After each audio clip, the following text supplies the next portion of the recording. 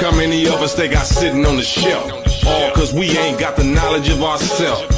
Reaping the anguish from bringing the pain while we speaking the language of England and Spain. Still wearing their names and they ain't never came in peace before. The real war is with this beast conquistador who conquered us both with their fake gods and images and honor they owe to rape, rob, and pillage. Just the Olmec, Aztec, Inca, and the Maya all share the same aspect of thinking on a higher level family tree of aboriginal tribes. That's why we all got the same G original vibe. When it comes down to it, we both feel what the spirit is. Both real warriors who both built pyramids. To full, here it is, believe it or not, we ain't two different people, we both came from the same spot.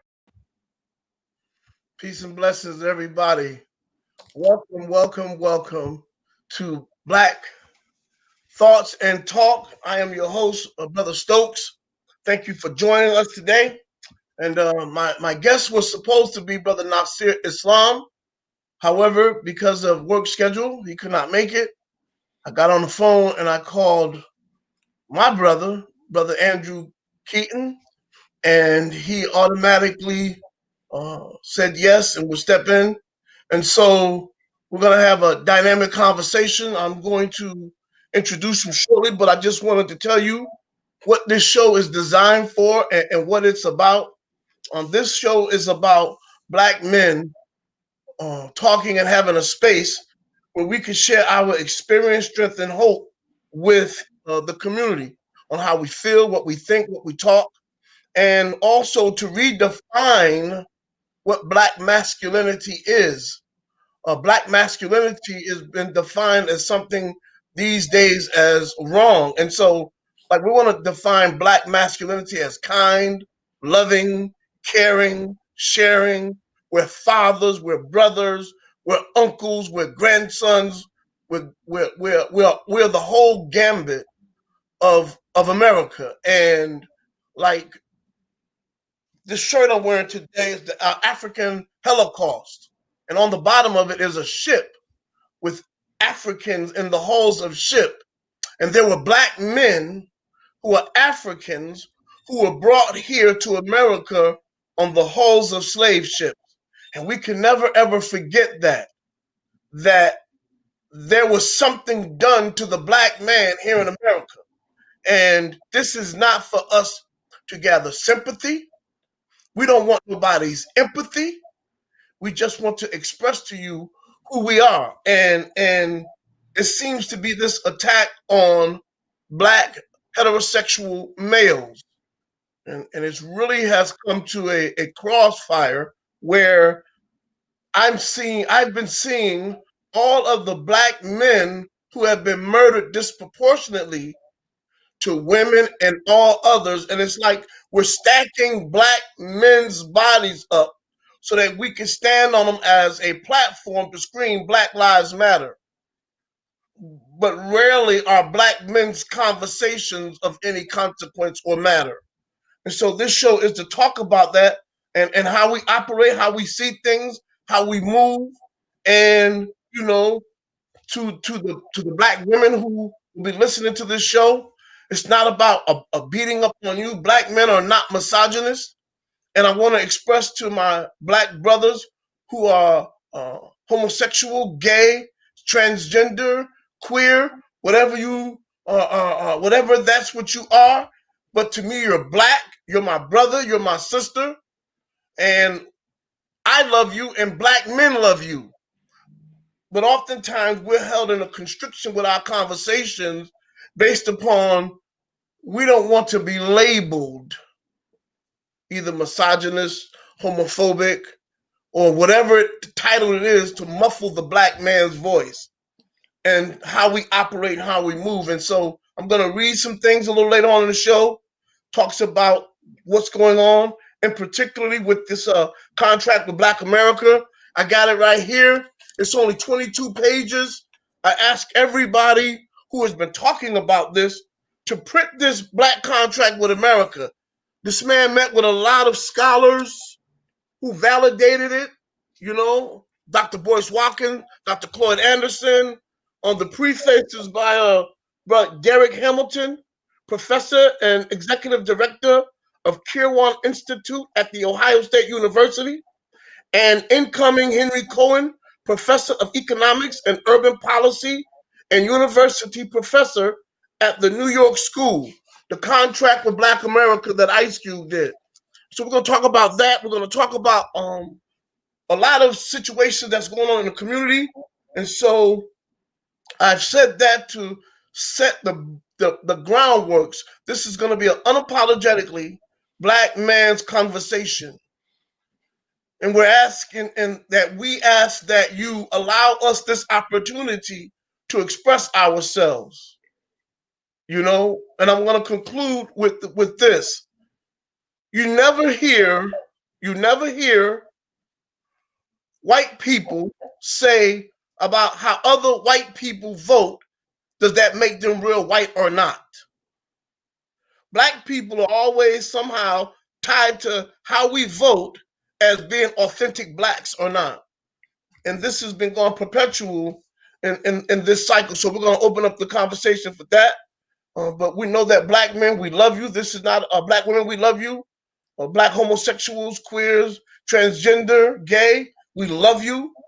We're your brothers, we're your uncles, we're your cousins, we're your fathers, and we love you. And I can't announce that enough. And so without further ado, I'm going to introduce to you all who know him, but I want to say personally to this man how much I love him for everything he shared with me of himself and how he has always embraced me. And so I love you, Brother Andrew, and tell me what you're thinking, brother. Well, first of all, thank you for this wonderful platform, Black Men Thoughts and Talk, with Charles Stokes. I really appreciate you even calling me and extending the invitation to be on your show, and as well, these open conversations needed. They're needed in the community, and we need to have these conversations in the community, and we need to start talking, not only just talking, but action steps need to be taking place, and we've talked about that a lot. So I really appreciate being on here to dialogue, and as you know, the platform you're providing here, the stuff that Daryl Moss is doing with all of the shows is actually it's setting the bar for a lot of conversations that are not being had in the community. So the thing about us, and we're right here in Springfield, and if you know the history of Springfield, Springfield is known for a lot of firsts that people don't even talk about. So I really appreciate the opportunity to sit here and just chop it up with you, man. And once again, brother, I love you. I always encourage you as well as you encourage me. And I love all my Black brothers, man. I really, even if I don't know some of them, and with the love in my heart, I mean, I have love for everybody, man.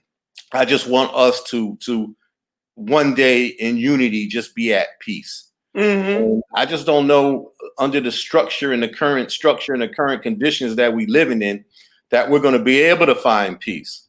But if we can tap into our spirituality, we can tap into our energy, we'll find our way to peace and find our way to each other. So I just wanted to say that. Absolutely, man. I really appreciate that. And I want to again give a great shout out to Brother Daryl Moss, man. Him and I have really increased in brotherhood throughout our 22-year history journey. And how I met the brother when he was working at MLK. I had just got out after doing 20 years, man. And we met, and automatically I was on some tribal stuff because who this dude isn't from here and all of that stuff, man. It was a rough go with what Daryl accepted from me, you see, because he didn't have to accept me what I was saying and doing to him. And it's because of his willingness to accept me, and because he wasn't identifying with what I was saying. It meant nothing to him because I wasn't who he was saying he was. But he took that, and through that process, man, one day I was walking by City Hall. I went up in the office. I said, I want to speak to Mr. Daryl Moss. He came out, and I apologized to him And I told him I loved him and I hugged him. And from that moment forward, it was like the past was gone. And, you know, that's what a good man is about. And Daryl Moss is a good man. He took a lot. And so, like him putting this together, and I was like, man, well, listen, I want to, because he was about to come back on the air. And so he said, man, do your own thing, brother. What is it you want to do? And I was like, yeah, I really want to do this, man. I want to take this opportunity to express who we are as black men without being unabashed. And so thank you, Brother Daryl, for this opportunity. So I just want to switch gears if we can. Oh, there you go. My brother. Hey, man, I just want to say thank you for them kind words. I appreciate it. And yo, man, in the spirit of blackness and Africa and unity and all that wonderful stuff, it's what we got to do, man. We deal with our issues and we kind of move on. So that's beautiful, man. Thank you. Yes, sir. Listen, I'm always trying to steal the shine. Daryl will tell you. I'll tell you the story about Daryl. Me and Daryl really don't like each other, but our energies are connected. No, I'm just playing. Me and Daryl, our energies are connected, and I've told him that before, but like us three in a room, your energies are connected, and I'm tapping more into that. And just a quick story: we did a show last night. This morning, I set up my libation table again, and I was able to have a conversation with my grandmother. And she told me that I was going to be doing a platform today. She don't know what time it was that I was going to be doing a platform today, and to tell the brothers to keep doing what they're doing. Now, my grandmother has been deceased for about 40 something years now. And that's the truth. So she told me to tell you brothers hi, man. And I'm really in tune to that stuff. And I've been into that for a while. And keep doing what you're doing. That's what the message she told me. I'm a vessel. I'm her vessel. We don't argue with grandma, so respect. Mm-hmm. Absolutely. So basically, I really want to talk about this, like this whole assault on black men. I call it assault on black masculinity. I'm not a professor or a doctor, but sometimes I think, man, I'll be like, there's if you look at social media, you see posts like a real black man would do this, or a real man would do that. And it's everybody's always telling what are the qualities of a real black man. And then you look at how we are talked about in a lot of cases. And so it became disturbing, and the assault really manifested itself with the contract with Black America, with Ice Cube. And I was thinking, brothers, I'm like, okay, Ice Cube, a man who every business decision that he made was successful. Everything he's done has been successful. Every move he's made has been successful. He does a contract with Black America, and he puts it out. And instead of anybody saying or reading it, here it is, 22 pages long. Instead of people printing it out, reading, see what it was this attack on the brother. And they automatically lumped it with politics because he presented it, and it's like the language used against Ice Cube. It had, to me, I looked at it, was all, it got out of the political context to people beginning to talk about him. There's a lady by the name of Brittany Cooper. You heard of Brittany Cooper? No, I haven't heard of her. I'm sorry. Brittany Cooper is a professor from Rutgers University. She's also an MSNBC consultant, a black woman. And she said that Ice Cube, I'm going to read her words. She said, we all have issues with Biden, but Trump is a damn fascist. And who is Ice Cube that the Democratic Party will feel the need to talk to him about the broad political concerns of Black America. Is he a political leader or organizer? No. Then she goes on to say, Black men are breaking my heart with this capping for Cube cum cum dash Trump. Right? Cube cum Trump. Apparently, y'all want to be the 2020 what white women were to 2016. And this is why to be Black plus woman is to have a serious consider daily what it means to get close to either group. Then she called us treacherous motherfuckers, right? This is a college professor and a Black woman. She says, now I mean Black women are out here doing all we can, listen closely, to salvage anything like credible, liberal, left, progressive politics. And some of these brothers are like, but Trump might wave at us and make us feel like real men. So fuck all y'all. This is why we can't have nice things.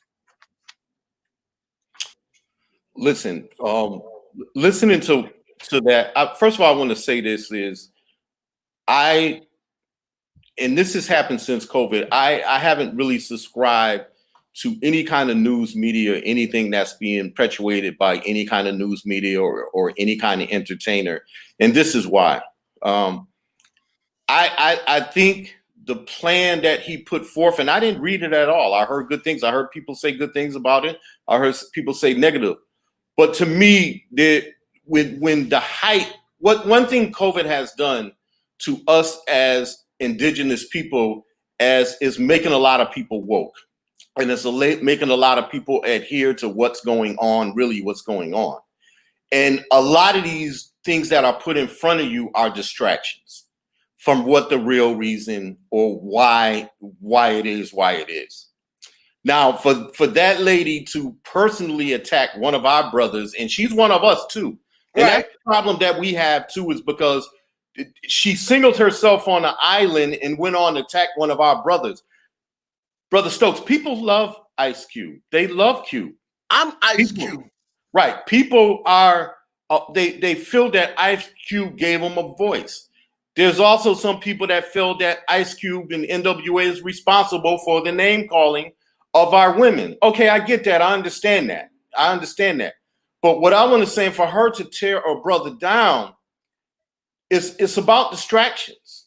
And for her to say that the Democratic Party does not need his permission or anything, or he is in politics, to sit down with him, is a slap in the face to what's been going on for 400 years in this country and what the Democrats have given us.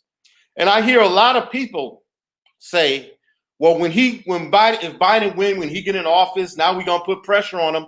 Well, we've been putting pressure on people for 60 for the plus last decades of people, and nothing has changed for the people.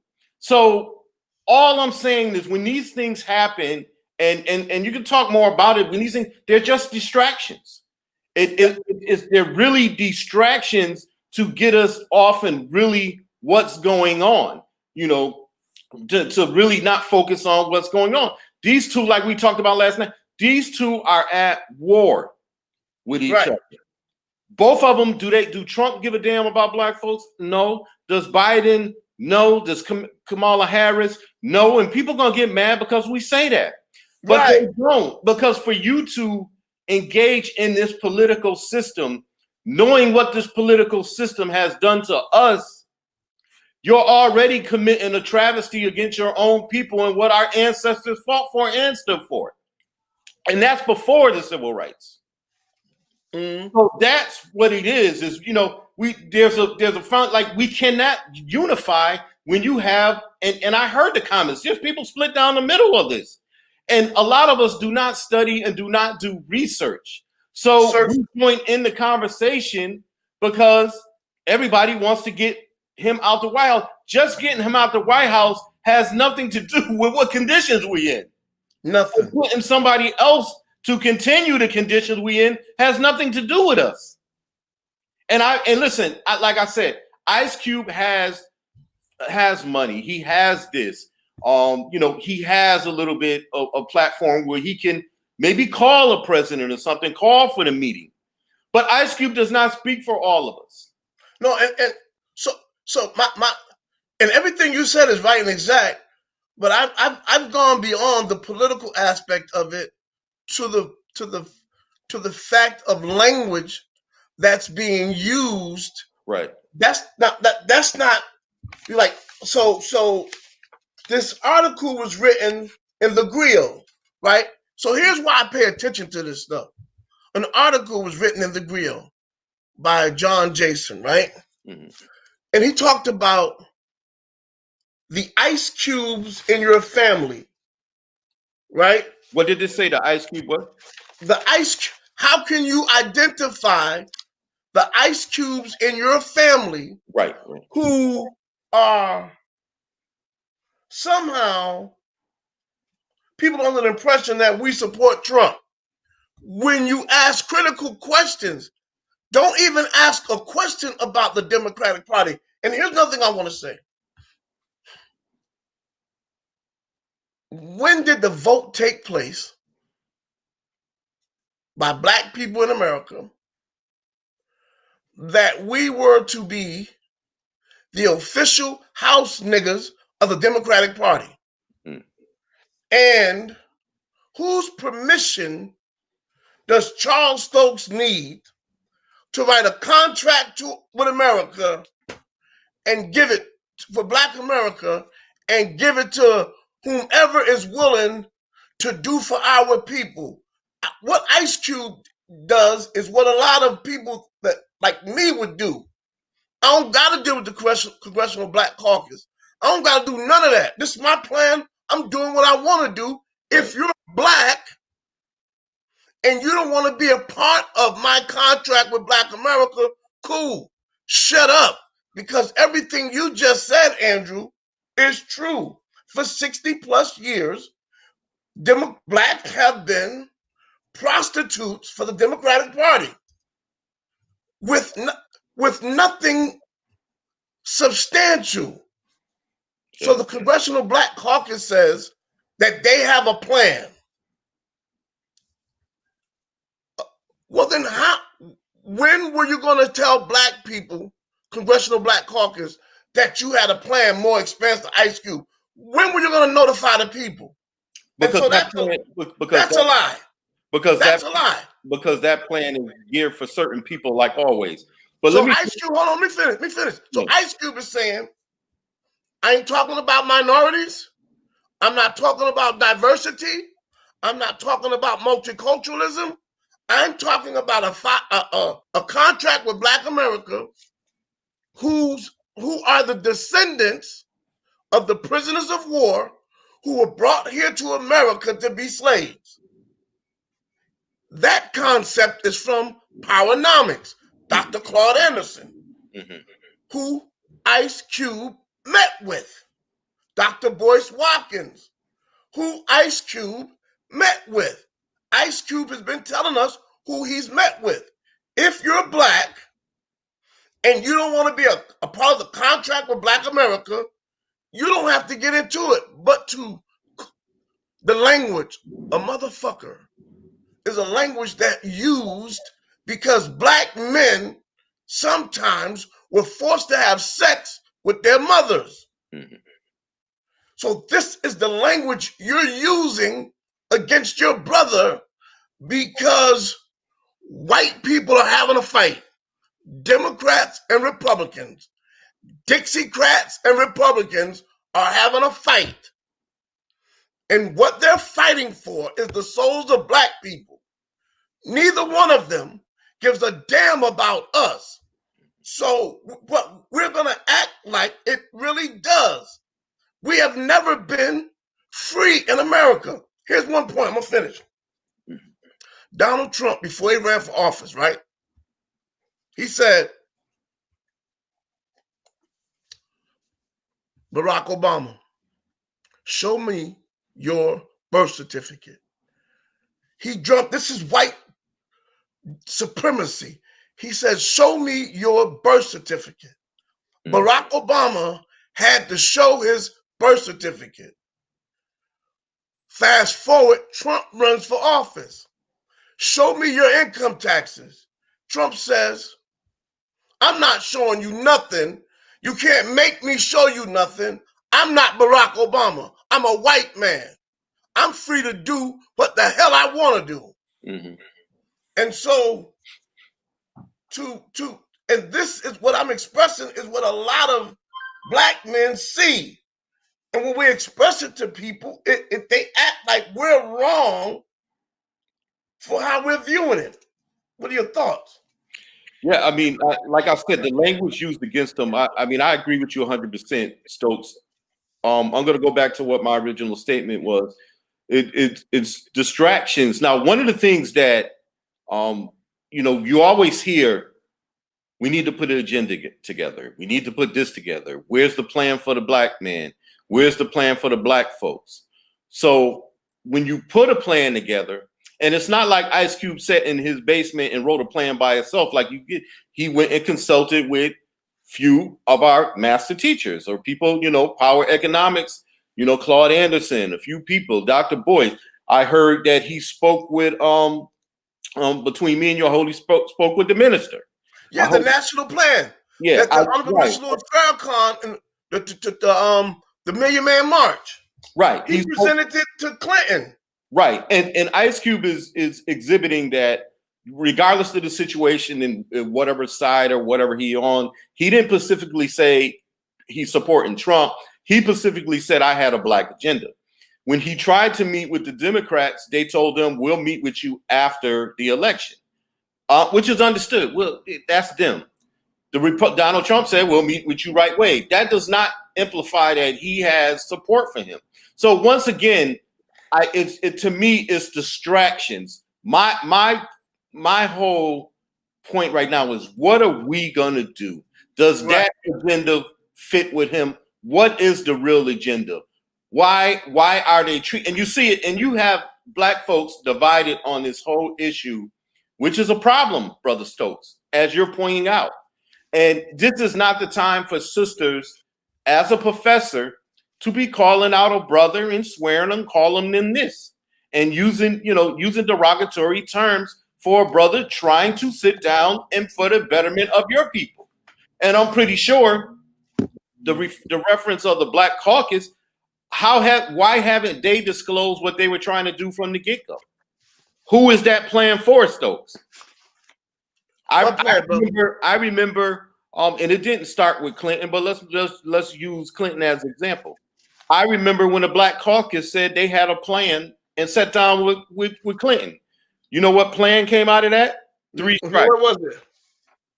3 strikes.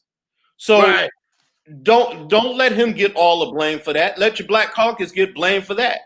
So there are organizations that we know that are put in place to coincide with what this political structure is doing, as long as a few brothers make it. And that's the sad part about it. Let me ask you a question. When did the right to vote started? When? Like 65, 60? 65, yeah. 50. Okay. There were black people in office before then. Where was the vote then? Did the vote matter then? I don't think so.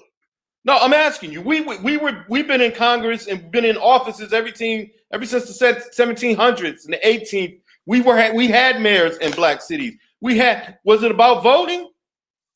No. So why all of a sudden have we adopted this whole concept of, to remove somebody out, you vote? No, these people are putting who they want to put in office. But we don't have to get tied into the vote, because we had black thriving communities with mayors, with people, with representatives that were going to DC before that. So what happened? And now, we gotta ask ourselves, what happened? Well, we have stopped trying to put an agenda together. First of all, let me say our our never being unified as a people is the biggest issue that we have as Black people. Right. Our inability to unify and to vote. I don't. If the vote isn't relevant, what is it? If the vote isn't relevant, what is it? It is an opportunity for us to choose which white person is going to get into office to best support white people's needs until we have an agenda that supports specifically what it is that the best in the fields of economics, social, and political of our brightest minds put together a thought, put it on paper, and we submit it to this government. And quiet as this kept, this plan of ice cubes is really a way for us to begin to talk about reparations. And instead of us, okay, now that all the smoke is clear, what can we do to enhance the contract with Black America? Let's not focus on that. And when Biden and Kamala Harris get elected and they get into office, we push it. And I just want to say this, like even here in Springfield, we have gun violence in our community, right? And it's out of order. It's crazy. Mm-hmm. And they're trying to find solutions to the problem, right? And we don't have any political leadership here that can get this done. And so when people are running for office in Springfield, for mayor, Richard Neal and all of them, what do we tell them we need in order for you to get our votes? What do we don't even, Richard Neal lives on Atwater, right across the street from Bay State Hospital, and yet we can't get resources to help our community with gun violence. Right. So the same thing is politically, and then go ahead, Brother Down. I just want to say this. I'm producing in the background. You say gun violence. There are so many prevalent issues on the local level. Economic development. When I moved to Springfield back in the early 90s, I think it was 94, we had Black businesses going all the way up State Street, cutting down Oak Street, Eastern Ave, Hancock Street. They're all gone. The vast majority of them are gone. The question is, when people, whether it's Springfield, Chicago, Bootleg, Utah, it doesn't matter. When people critique Ice Cube for coming up with a plan, we have to ask ourselves, what are we doing in our own locality? So I just want to chime in and say the same thing, because as you're saying it, I'm sitting here thinking it. I'm like, well, on the local level across the country, right, 51 states, you can't critique a man for coming up with a plan when you're living in the middle of chaos and you don't have a plan for the local level. Are we still? There are going to be people who still go back and vote for Dominic Sarno. When the riots and everything broke out, Richard Neal went down on the front steps of City Hall to tell people, along with when they had that little prayer circle, to tell people to pray. No, dude, you're the chairman of the House Ways and Means Commission. Talk about it. No, how about an economic development plan? So this is Springfield. The same thing's happening in Hartford, New Haven, Bridgeport, Stamford, New York City, Newark, Patterson, all the way down 95. You're gonna drive down and see the same thing. So my initial response when I heard about Ice Cube, it was nothing against anti-Ice Cube. It was just that's how much I hate Donald Trump. I keep slipping the two. Same dude. Two. No, you ain't slipping. Same dude. So that's how much I cannot stand Donald Trump. But then on the flip side, I also can't stand Biden. If you look at all the video, the video montages they had, this dude said nigger more times than the hardest rapper on the block. Mm-hmm. So they're asking us to choose between the Klansman and the alt-right dude, the Nazi dude. You know what I mean? So it's kind of like I hear you guys when you talk about the vote. I don't think I've ever not voted. But I'm asking myself today at age 56, like, damn, is this vote really relevant? Yeah. Keaton asked the question. You know, we've been voting, man. Don't you know during Reconstruction we have more blacks in federal elected offices than at any other time in American history, including now. And what did that get us? After Reconstruction, with the implementation of black codes, the red summer of was it 1919? Man, they decimated any black community that existed across the country, not just in the South, not just Mississippi, but also up here in the North. So it's kind of like when we talk about that vote, I understand it's valuable. It's about as valuable as a dollar bill. And a dollar bill ain't nothing but a piece of paper. Right. Votes matter when you can actually create change, positive, constructive change that's going to enhance the quality of life for everybody that's impacted, not just white people. 2020, we're still asking white people for permission to live. We still want their validation. The flip side is you started off the show talking about, you know, what exactly is a black man? You know, how do we define ourselves as black men? When do we create safe spaces for us to speak as black men? Right. Ice Cube stepped up as a black man. Right. I don't dig Kanye, but he stepped up as a black man. The bottom line is, where are the safe spaces for black men? Every time we step up and speak, we're criticized by everybody: black women, white men, white gays, black gays, Asians, Latinos, you know, the list, Chinese, Japanese. Everybody criticizes black men when they step up. If we step up too hard, then we're penalizing consequence. If we continue to step up, then we end up with these accidental deaths. So as black men, how do we define ourselves? I think I'm listening to everything you guys are saying, but it's like the stuff with Ice Cube, I get it. They attacked him. So the question is, how do we as black men respond to this? If you come back on that same female professor and you start, you know, you stand up for Ice Cube, now all of a sudden you're misogynist, you're a chauvinist, you're that what's that term they use? Toxic. You're that toxic, masculine dude that everybody talks about. Although everybody else can spin on you. So the question is, as black men, since this is Black Man Thoughts and Talk, yo, as black men, how do we declare our black manhood? How do we do that in a safe space where we're not just, you know, forget white people. How do we make sure that we're safe from other black people who have a problem with black men stepping up and being strong and black? Malcolm X stepped up, strong and black. The white folks wanted to kill him, but black folks down in Jersey wanted to kill him even more. Medgar Evers stepped up. Black folks criticized him. They criticized King. King was the passive one, so they said. Marcus Garvey, black man turned on him. Then Mark Vesey, black folks turned on him. Nat Turner, black folks turned on him. That list goes on and on and on. So it's like the spiritual warfare we're engaged in. There's a cultural warfare we're engaged in. Then there's this huge ass racial battle that's like galaxy wide with us. And it's like, how do black men step up in 2020 and declare their black manhood? I said I was going to step off for 30 seconds. I done spit out a mouthful. No, but you y'all address that. You bring a good point up. I mean, I think the to answer your question, the first thing is we need to remove ourselves from all that racial and systematic stuff and deal with us first. Step away, like you said, and deal with us first. What we need as black men, we need to do that. I want to chime in because I'm gonna finish that point. I want to chime in. Somebody had put in a post that, so you're saying that the vote isn't irrelevant.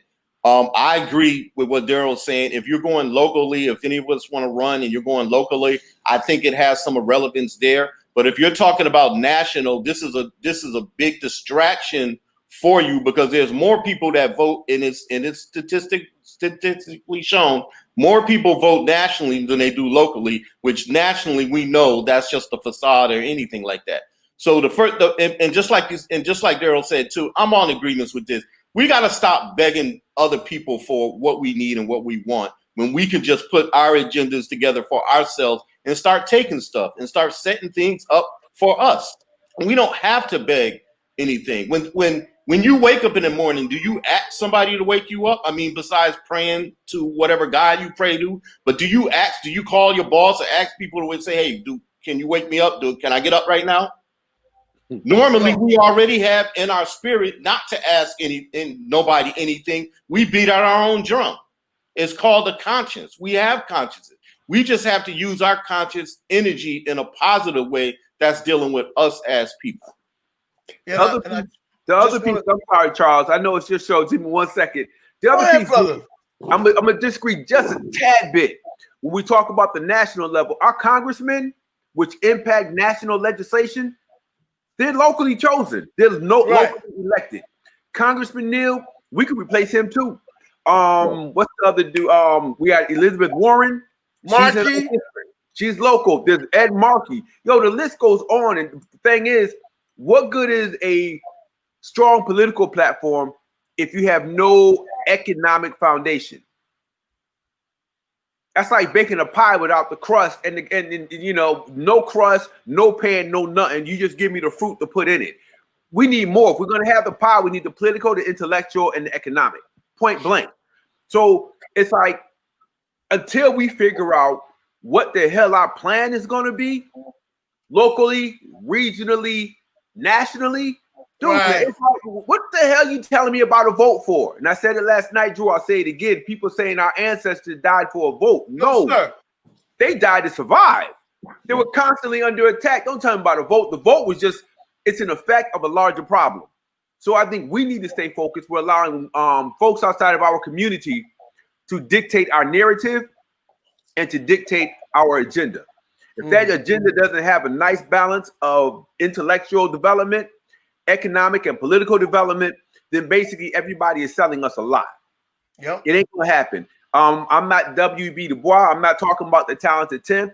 I'm like, yo, I don't want the 10th of my family to make it to success. I want the whole damn family to come with me. So if we don't have a plan, then we just pontificating on shit that we know we ain't gonna never give it a resolve. So go ahead. Unless we are doing what we're doing now, right? And because my charge is for each of us. So now I got 3 people, right?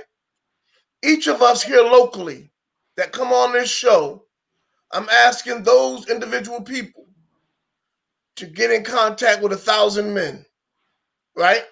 So I get 1,000, Daryl gets 1,000, Andrew get 1,000 men, right? And then we come together with us an agenda, right? And then we get people to support what it is that we know that we need. And I think that by organizing like that, and like you said, Daryl, and Andrew said also, sometimes we're gonna have to, some things have to be taken by force, because you're saying, how do we get our black manhood? How do we identify our black manhood? Getting our people together and doing what Ice Cube did. And if you don't, and like I said, if you're black and you're locally here in Springfield and you don't think that what we're doing is going to benefit you, then you don't have to be a part of it. And we're still going to help you because we love you.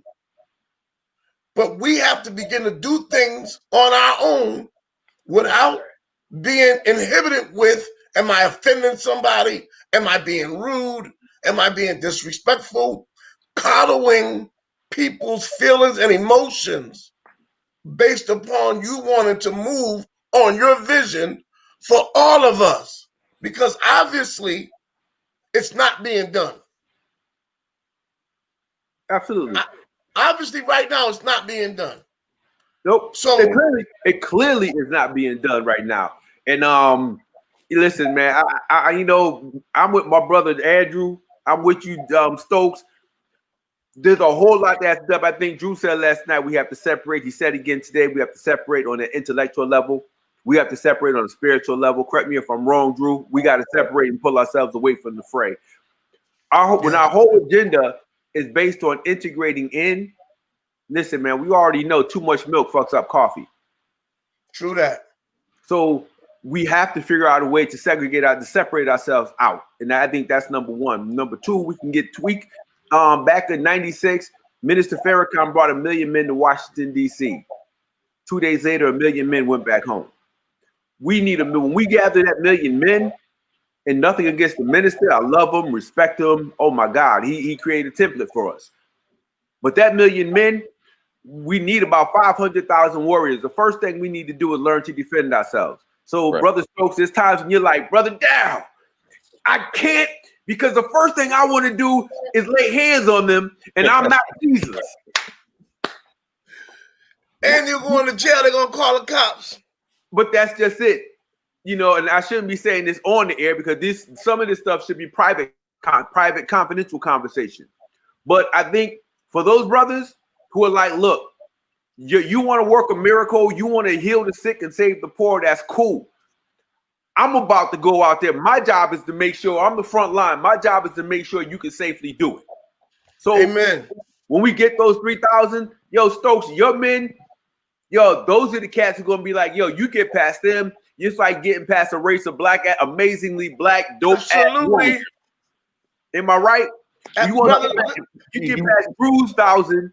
You know, you better be a master strategist. You better be that dope ass dude in chess. So right. I mean, I think we have to look at this thing tactically. Otherwise, we're just pontificating and spitting out rhetoric like everybody else. Right. And I just want to say that Keith was saying, when we are tactical and we have these rebels that are protecting the community, they just can't have the mindset it's all about protect. They have to have the intelligence because they're going to be the first targets of anybody anyway. Mm-hmm. So one of the reasons we're targets anyway without an agenda and a tactical plan.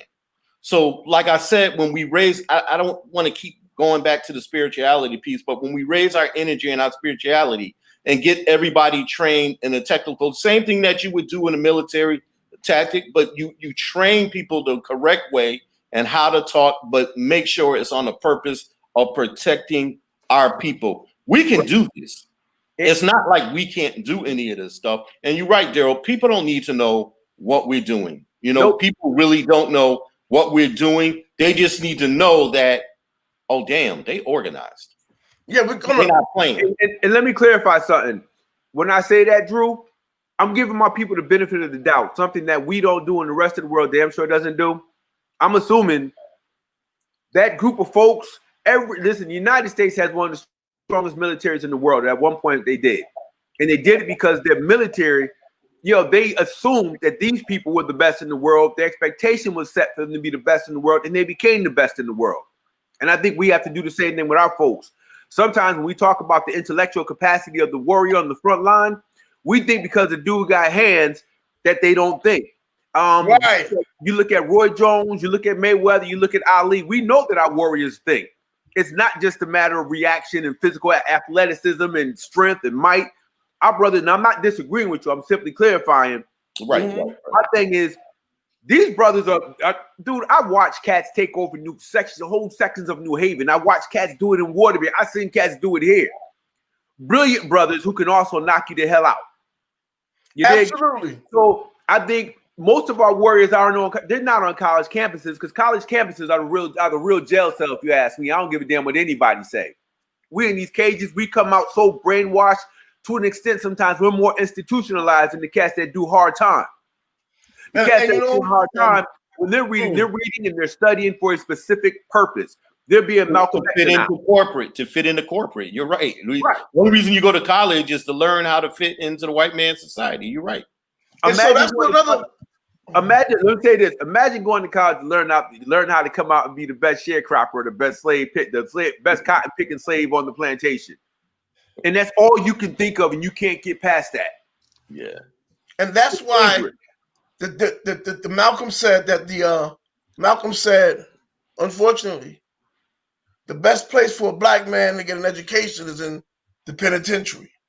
And one of the misconceptions about black masculinity when it manifests itself in anger, people thinking that you're not thinking, that you're like, Dale, that was a good point. Like you're just angry. Nah, when I was told in 2000, after doing 20 plus years in the penitentiary, that I shouldn't run for city council because nobody's gonna vote for me. I'm like, man, I'm running. I've never had the spirit of like they were telling me, wait your turn, this is how to play the game. I'm like, what game are you talking about? This is life.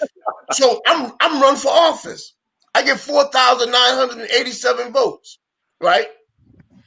Nobody in the black community supported me because they said I was angry. And I would always say, if you find a black man in America that's not angry, then something's wrong with him.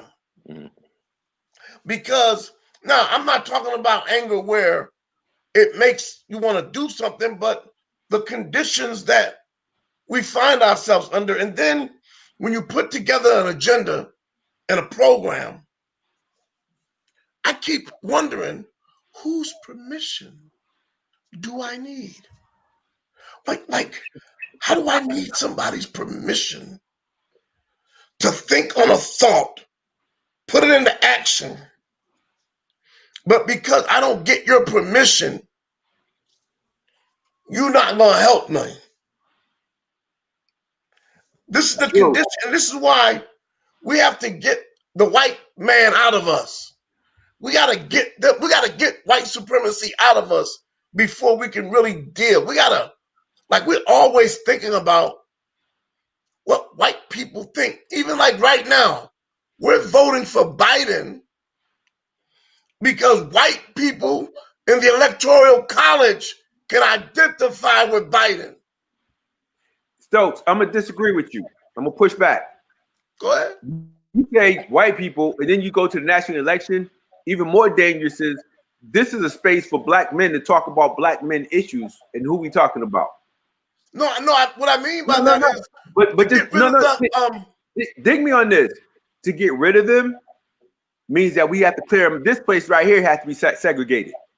So before we even get to the election, as long as we're carrying them into our conversations, bruh, Biden's all the way across the country right now, long Trump on the other part of the country, and we're dragging them in our conversations. We know them cats ain't doing nothing for us. So here's the reason why I say that is because a lot of the things that we're talking about, people in our community have begun to slander us based upon that. And what I'm saying is, once they eradicate that from themselves, I think that we'll always have to be asking for permission.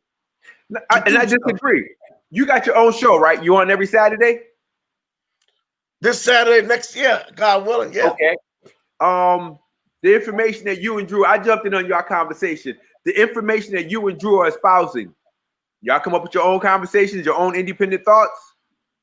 Yep, because we didn't have no post-production, no pre-production.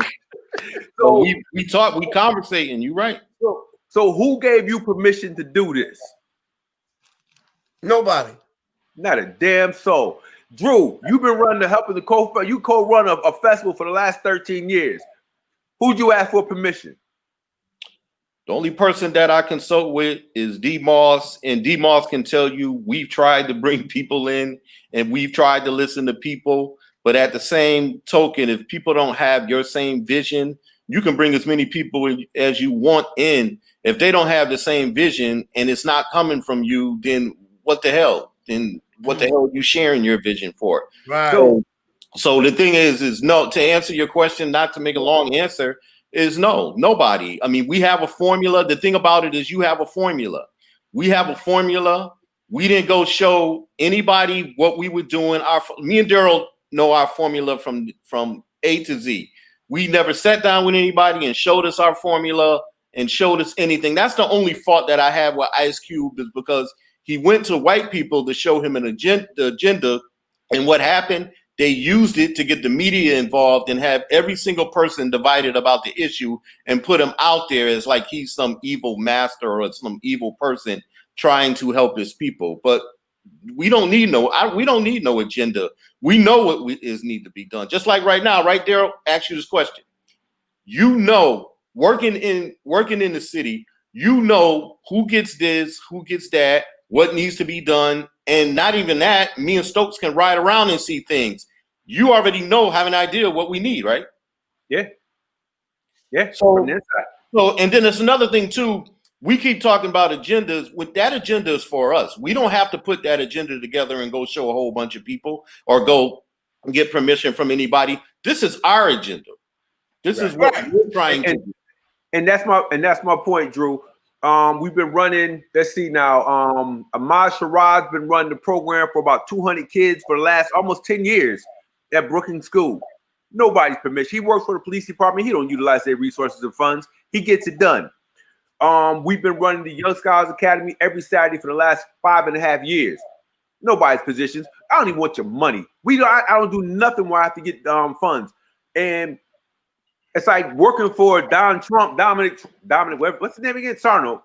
For the last 12 years, this dude never put $1 into anything that I've done. You know why? I don't want his help. Didn't want nothing from him. So my thing is, we can do anything we want to do. And can I cut Daryl? I'm gonna cut you off because Daryl's 100% right. I would get on Daryl every year. Daryl, man, I don't need nothing from them. Am I lying? No. He said that. I said, Daryl, yo, we can get some money. Yo, let's talk to. We don't need nothing from them. And he would reassure me that we didn't need no money from them. And every 30 days before the festival, I'm sitting in here shivering like, damn, how we gonna pull it off? But we pulled it off. Yep. Listen, when the festival is over and I'm walking around trying to pay bills, let me tell you something. We got Brian. What's Brian's last name? He gonna shoot me.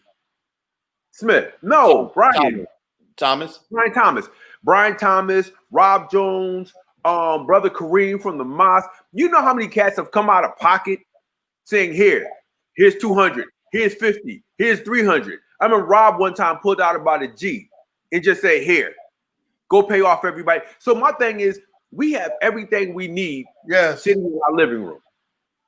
We have everything. We have a question, D. Go for it. What is taking us so long to become self-sufficient to where we can get to or what do we have to do to get to a point where we're beginning to be sufficient enough economically to I don't know, like I'm trying to figure out. I know where you're going. We'll never be put it like this. We'll never be economically stable enough to do what the hell we want to do in this country. This is America. Okay. It wasn't designed for us. Every time we get 3 steps ahead, they're gonna push you back 2. So that's not the thing. I think we have to become that. Remember that little storybook we read back in the elementary school, The Little Engine Who Could? Mm-hmm. Yeah. We have to convince ourselves that we can. There's not a fucking obstacle, excuse my language, there's an obstacle in the world that we can't get over. I can only use myself as a personal example, and I don't want to get into the I bullshit, but there were cats feeling sorry for me when this dude gave me the termination letter. I posted it before he did. You know why? That dude didn't make me. My parents did. That dude didn't make me. My black friends in Meriden, the ones I grew up with who were like, yo, D, you smarter than that. They did. The cats I went to college with, they did. The cats I rocked it with when I was in Waterbury. Then when I moved to Springfield, you know who made me? Y'all did. This dude signed my paycheck. When each and every one of us go to work, sometimes we assume that our position or our title defines us. That title ain't shit. The paycheck is temporary. What defines us are the people that we live with, that we live around, the people who support us through the thick and through the thin. Them folks downtown ain't got no love for us. And until we get out of our heads, dude, we're always gonna be locked in on the plantation. I mean, the physical ties are gone, brother. But the shadow of slavery is always looking over our shoulders. Yeah. And until we free ourselves up here, yo, man, spiritually and intellectually, that's first and foremost. Stokes, you can do I don't think every time I've talked to you, when you said you was running for city council, I know you didn't get a negative from me. I'm like, brother, do it. I know you wasn't talking about me, but I'm just saying, sometimes we spend more time focusing on the people who are dogging us than we do the people who got our back.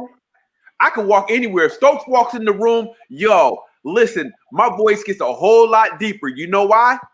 Because shit just got real. That means I can say what I want and I ain't worried about nobody saying anything as long as I'm on the side of justice. When I walk in the room with Keaton, I'm straight. When I walk in with Big Rob, I'm just like, yo, I'm saying what the hell I gotta say. Yeah. And when all y'all in the room, it's kind of like, that's the shit that pushes you forward. Right. I can be broke as hell. I ain't worried about money. Nobody ever I don't think any of us really cares about money. We just want to make sure our basic bills are taken care of. But the support that we need comes from our family, our brothers and sisters who may not even be blood related. But we spend more time talking about the people who say we can't do things. And as black men, Man, I look at my circle. They say you want to ask a man who he is. Look at the people he surrounded himself with. True. I got cats surrounding me. I'm like, yo, Donald Trump can bring on the FBI, his Secret Service, I don't give a damn. I'm straight. And you know what? I just wanted to jump in, and that's the generality of a lot of brothers that I socialize with here, that I grew up with. Like when they had the Harambe, man, them brothers from Rifle Street, they fed about 1,000 people. Yep, they free sure of did. charge. They sure did. And they didn't charge them nothing. Right. And whose permission did they get to do that? None of that. They had said to leave, and I went to the FOI and CFIS and said it would not be a good idea to go and bother them. They're gonna feed these people and leave. Anything else, it could be over, because them is OGs. They want to feed the community. This is why this show came about, to highlight the black men in our communities who get up every day without a contract or contracting, who do floors, paint houses, to the men who get up in their trucks and pick up scrap all day from sun up to sundown to make sure that their families are eating. For the dudes who got the barber shops and the brothers who got the restaurants, Rockwalla and Rockwell and all of those brothers, we get up every day to make sure our families eat. And we need to be applauded amongst each other, because how I'm seeing it, it doesn't, I've said this before, black men are told, shut up and bear it. Get over it. Put your head down, grown boy. Man. Be Right? quiet, boy. Put your head down, boy. Just don't say nothing. It'll go away. Just don't shh, because you want to curry favor with the rest of them, man. Please. And when you don't do that, and these men are out here, we're out here, and so this is what this platform is about, and to be able to express that, and they don't give a damn about anything that's going on. What we've talked about today, man, they trying to get a blunt, a beer, and watch football. But their lives are okay. But you know what? But they do give a damn. Like you mentioned, Rottweiler, one of the smartest brothers I know. A lot of them cats, oh no, they talk about this stuff, but they talk about it quietly. And the purpose of shows like this is to make sure that we can reach them. It's not to give yourself a platform to build the ego. None of us are in it for that. Right. It's about getting the word out to regular people, man. Not just regular cats. Don't give a damn about academics. Don't care about millionaires. Don't care about white folks. Yo, black, indigenous, people of color, I'm rocking with them. Right now, we're in the middle of a huge ass war on a number of fronts. I'm rocking with them because we got work to do. And the bottom line is we need cats who can be unapologetic, like you, my man Drew, and just, y'all getting it in. So I'm going to slide off, let y'all finish y'all conversation. I butted in. I said I was going to let y'all rock. Nah, so, man, you always enhance the conversation, no but doubt, I want to say this. I know Daryl's gonna. I want to say this though. I think you used a strong word earlier, Stokes, when you said us. I think the inclusion when it comes to like-minded people, not everybody is going to agree to what you agree to. So I think when you like, you don't keep saying things till it sinks in now. And I've learned this from my inner circle now lately. And my sisters always was telling me this. You can keep saying and keep teaching, but you can't keep waiting to do things, because that holds up the action. Because either people are going to come with you or they're not going to come with you. And if they see what you're saying later on, then they'll come with you later on. But right now, it's immediate action. And I'm saying that to understand clearly more what I'm saying. It's the same thing with the whole concept of voting Democratic or Republican. We're so split down the middle that as us, we can't even come to one particular party that we want to vote and support. We don't even know about the Sister Walker that's on the independent party, that her whole agenda as a vice president is reparations. Like, nobody's not even heard. The media took them out the mainstream. Like, people don't even know that because they haven't researched. All you hear is, and I was one of them. I've been out the last month. I've been on voting campaigns and I've been pushing it. Yeah, but I'm gonna do that. Right. But at the same token, I understand, and I understand where it comes from, and I understand what it's about. But at the same token, when it's time to roll, and it's time to plant this, which the time is now, can't worry about everybody, because not everybody's not going to agree with us. Everybody's going to want to stay comfortable here. A lot of people ain't going to want to piss off their bosses. A lot of people are going to choose money over peace and happiness. They're going to choose things. It's the people that's not bound and tied to any master is going to see it first. And so at that minute, we have to be the example so we can show them how it's done. And later on, if they want to join us and they have a good set of mind and they connect spiritually with what we're trying to do, then they can come on. Until then, we have to be prepared and ready for action for the people that understand what we're trying to do. And that's how like Daryl was talking about earlier, that's where all the infiltrations came in. Is we were all trying to include every single body. Listen, one of the most powerful armies that were ever created on the black side was Bloc. And Bloc came out of the Black Panthers. And that was the Black Liberation Army. And they were underground, forceful underground group. And Bloc didn't last, I don't even think, a year, because the first person they put in Bloc was an infiltrator. It was the Chinese dude. He came in there, got them all the guns, and he was actually an FBI agent and infiltrator. See, that's our problem. Absolutely. We keep letting people come in, consult. People get on their knees and say, man, I'm with y'all. I got you. Hey, man, let's get it done. And even our brothers do the same thing. Hey, man, I got you. Get out of the meeting. Hey, these niggas is doing this. Hey, these brothers got this going on. I'll click. You know what I'm saying? That's the type of brothers that we have to get away. But we need to be able to decipher it through who's real and who's not real. And I'm not saying that I always had this mentality, because it took me an incident to even get on this path. Like I all played. I used to drink. I used to do all of this. I did all kind of stuff. I messed a lot of things up, because of how I was. But then I got to the mindset where it's about peace of mind. It's about peace of mind and not worrying about the systematic shit that goes on that has nothing to do with me. Absolutely, man. Wonderful said. And that's like the point where we're at in this dynamic, in the time and now in which we're living. And one of the things that must be done, like I'm like walking into the spirit of the Million Man March.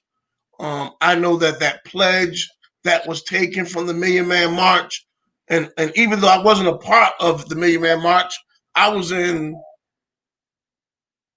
Walpole when that happened. Mm-hmm. And funny thing about it was we did a work stoppage where we was going in protest, right? And like you say, as me and my brother Bilal were walking out of the masjid, I said, dress heavy tonight. And he said, why? I said, man, they're coming to get us in the morning, man. Before the morning comes, we're going to be out of here. He said, why? I said, somebody going to tell. And sure enough, dress heavy mean put on 2 sweatsuits, socks, extra underwear, because they're going to lug you. And they shipped us to Rhode Island, So, but that the spirit in which that all that stuff was taking place and how I got to where I'm at is from, and I just have to be honest, and I'm encouraging brothers to listen to the minister, man. He offered some good advice, and he really like taught me how to be a man and not to be afraid to speak the truth and about resurrecting our people. And all of that is a tremendous part of who I am. I am Charles X. I am in the Lamb Books of Life and the teachings of Honorable Elijah Muhammad and Minister Farrakhan. So I'm not telling people to join the nation, but I'm saying to black men, you should get message to the black man. Get the Final Call newspaper. And yes, absolutely. The Nation of Islam has always had a plan for manhood. Absolutely. You know, Stokes, that it is good points. I mean, there's people that's been putting plans that the whole 10-point platform plan that the Black Panthers used came right out of the Nation of Islam. Yes, sir. The whole thing came right out of there. So I mean, you're right on that. I mean, there are you know, the Nation of Islam has a long history in the community of reforming black men. Not only that, with plans. It's just, once again, 90 years. 90 years. Yeah. And they've been in our community. Right. And yep. And once again, it's about it's just about everybody's mindset and agendas. If you know, people choose specific and fictitious gods over plans. And people, and the whole history really behind the Nation of Islam was about what? Was about nationalism. Black nationalism and it's the particular mission of the Nation of Islam was to come to resurrect the black man, woman, and child from the oppression of white supremacy. And boldly, some of the greatest men historically to ever live has come out of the Nation of Islam in those teachings for manhood. And I encourage brothers who are listening to this show and wives and to have your sons and stuff on Sunday, go to NOI.org and listen to Ismail Muhammad. He has, the Minister Farrakhan has a character that is unparalleled when it comes for his love of black people. And when I heard that I'm not a nigger, but I'm God, I am the original man, a direct descendant from God, and that the black woman was not a bitch. That's a female dog. She is the queen of civilization. You're the father of the universe. The first inkling of insight on who I was as a man comes from this book. And I read this book, Message to the Black Man. This book right here, in the 1980s, I read it. And I was like, wait a minute.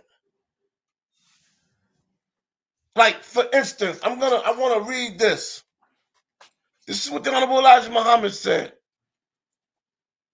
We have suffered injustice at the hands of the white people for 400 years. And today some want to be called citizens of America. But all of this without the qualities that go along with freedom. We are today, I repeat, imbued with the spirit of justice for our people. The civil rights movement is trying to do a good effort to bring a better life for our people. The political administration may change every 4 years. The Constitution gives to the people of America. And if we understand it well, it was not written with so-called Negro in mind. It was written for the white citizens of America and not the slaves. So it will never be equal with us. And when I read that, man, it's like And so me living in this reality of knowing that we're just on a extended plantation, like we want a Black Wall Street, right? Come from Wall Street, Right. who sold slaves in New York. Wall Street, the first commodity was Black life, Black men. And so I just encourage people to not to be afraid of Minister Farrakhan. And whatever you don't like, don't take. But for men, and particularly, it's the best place to be because he ministered to us as men, and nobody has a history of reforming men in this country like the Nation of Islam. That's Brothers like fact. me and others, True Love Allah and Charles Fryer, who is now Hamza, and it's like something about that teaching that is salvation. Other than that, brother, some of us would be a mess. And Ice Cube met with the minister. Remember his career, right? He started off in California. He was able to see that Jerry Heller was doing them foul. He was able to, then he met with the minister in New York. He met with Chuck D, and then he changed. Mm-hmm. And even today, they try to make him denounce the minister, and he won't, because the minister has been a father to a lot of Black men who, this brother says, his name is Jason John. He writes for the this Gyro magazine. How can you spot if there's an ice cube in your life? It's pretty simple. These Black men all share the following values with some justification to a certain degree. All white people are racist and can't be trusted. Mm. A man's value is determined by his ability to make a lot of money, and the more money you have, the more powerful you are. Women, like most white people, can't really be trusted. However, if you make enough money, you can earn their loyalty, even love. Collective action, marches, protests, voting, and politics don't change anything for Black people. Straight Black men get blamed for everything, and it's not fair. The brother goes on to say about us, this is in a recent magazine, based upon excuse me, Ice Cube's Black contract with America. He's saying how you can identify the Ice Cube in your Black community is because we'll say certain things. Now, what they support, the people who are talking about it like this, leftist, progressive, white, feminine, lesbian, gay, transgender community. White, talking about white. That's who they represent. Talking about us, straight, heterosexual Black men. Joy Reid on MSNBC, Jamel Hill, she said that it doesn't seem like Black men want to tear down patriarchy. It seems they want to be a part of it. This is what Jamel Hill is saying about us. This is the attack that Black males are under in the 2020 political atmosphere, which manifests itself in all ways of life. Here, hey, Bishop Swan, he's next to get on here, God willing. Whenever Black men begin to discuss things the way we discuss them, we're put under a category. So our black women unwittingly sometimes help white supremacy when they use the language that that lady from Rutgers used and calling Ice Cube a MFer. Yeah, and it's not just black women, Brother Stokes. There's a bunch of black men too, and I know you want to get to that point. There's a bunch of them that's put in place with that same agenda on the destroying of the black man, or going against the black man, or saying negative things about the black man too. So as you can pick out 5 women, I can pick you and show you 5 men too. See, the same thing. But this is where we get to. Right.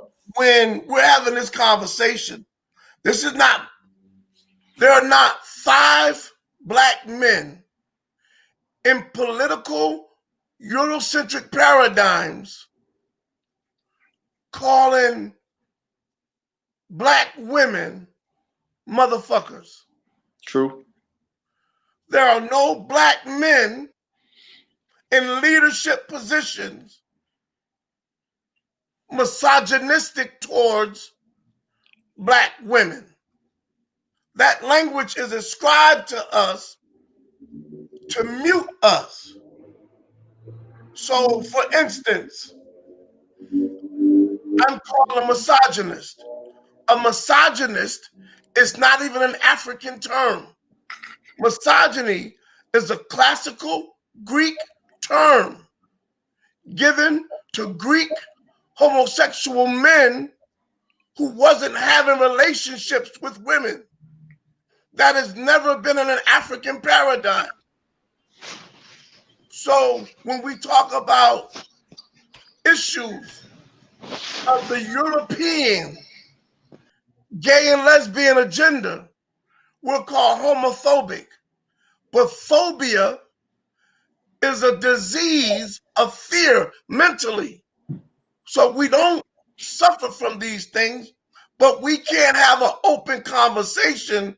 When we do, we're labeled to mute us. But when Snoop Dogg, after Gayle King said what she said about Kobe Bryant in that interview with Lisa Leslie, and Lisa Leslie was uncomfortable, and Snoop Dogg referred to her as a female dog, everybody turned on Snoop Dogg, and he had to apologize to Gayle King. But Brittany Cooper, who called Ice Cube a motherfucker, has not written anything on Twitter calling Donald Trump a motherfucker. So I'm saying there are people who look like us who are women, and then she goes on to tweet. She had a further conversations after you follow up on her, where she says that Jesus Christ was a queer and could be married to a homosexual. This is what Brittany Cooper has been saying, because she has become so whitenized and she's spewing out worse stuff than Candace Owens is about black men. And this is what we're up against. So I'm not belittling, I'm not casting all black women under that umbrella. But when you hear it being said that the most educated people in America are black women, what are they saying? What are they saying when they keep saying that? What are they saying when they say that black women are super women, black men are thugs, gangsters, black women are the backbone of the black community? What does that say about the black man? Right. So all of us have grew up, and Bishop Swan was just flashing. Bishop Swan had a father in his life. Bishop Swan is now a father. I grew up with a father, not by my man who raised me in my house, When I moved to Springfield, the Robersons had a father in their house. Carlos Kelly and them had a father in their house. The Ramseys had a father in their house. Black fathers have always been in our lives. But the narrative in America is that Black men are nothing. And so, not accusing anybody of anything, but addressing what's being said to us, printed about us, and then you hear people saying it about us. Well, you know, one of the things, Brother Stokes, and this is not for everybody, because I've got it in heated debates with people and in heated conversations with people. So one of the things since this COVID has hit, I was always a reader and always into my history and into my spirituality, which I'm going to say over and over now that I'm in tune to it.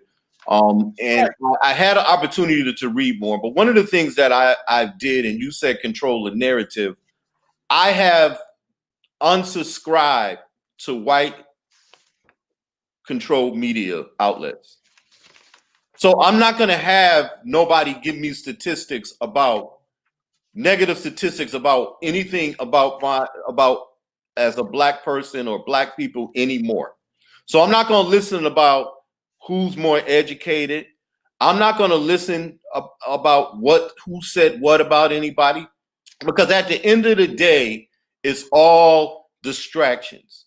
It's all hoopla, distractions, and headlines, because they know Black people are going to choose and pick a side.